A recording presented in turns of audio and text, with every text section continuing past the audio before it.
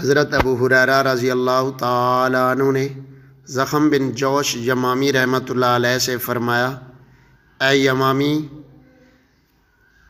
کسی کو ایسا ہرگز مت کہنا کہ اللہ تجھے کبھی نہیں بخشے گا یا جنت میں داخل نہیں کرے گا۔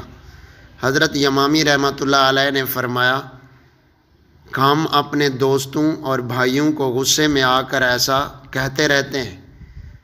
حضرت ابو ہریرہ رضی اللہ تعالیٰ عنہ نے فرمایا کہ ایسا ہرگز نہ کہنا۔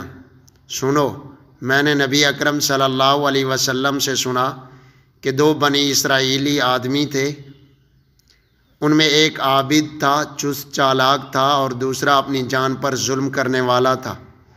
تو دونوں کا آپس میں برادرانہ بھائی چارہ تعلق تھا۔ عابد آدمی اپنے دوست کو جب گناہ میں مبتلا دیکھتا تو وہ اسے کہتا کہ باز آ جا، رک جا۔ تو گناہ گار آدمی اسے جواب دیتا کہ مجھے میرے رب پر چھوڑ دے، تو میرے اوپر نگہبان تھوڑی ہے۔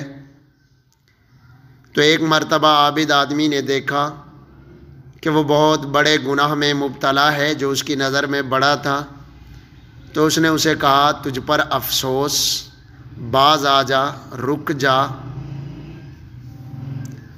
تو اس پر اس گناہ گار نے وہی جواب دیا کہ تو میرے اوپر نگہبان تھوڑی ہے، مجھے میرے رب کے حوالے کر، چھوڑ دے۔ تو عابد آدمی نے کہا، تو ہرگز اللہ تجھے نہیں بخشے گا، تو جنت میں داخل نہیں ہوگا۔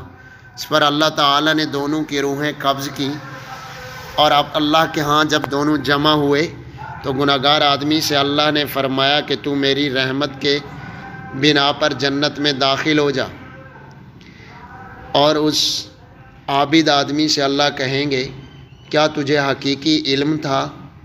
کیا تو میری چیز پر قادر تھا؟ تو آپ صلی اللہ علیہ وسلم نے فرمایا، قسم ہے اس ذات کی جس کے قبضے میں ابو القاسم کی جان ہے، اس کے ایک جملے نے اسے جہنم میں داخل کر دیا، ساری زندگی کی نیکیاں اس کی ضائع ہو گئیں۔ آج ہمیں سوچنا چاہیے کہ ہم دن میں کتنے جملے ایسے نکالتے ہیں، لوگوں پہ جنت جہنم کے فیصلے کر سناتے ہیں۔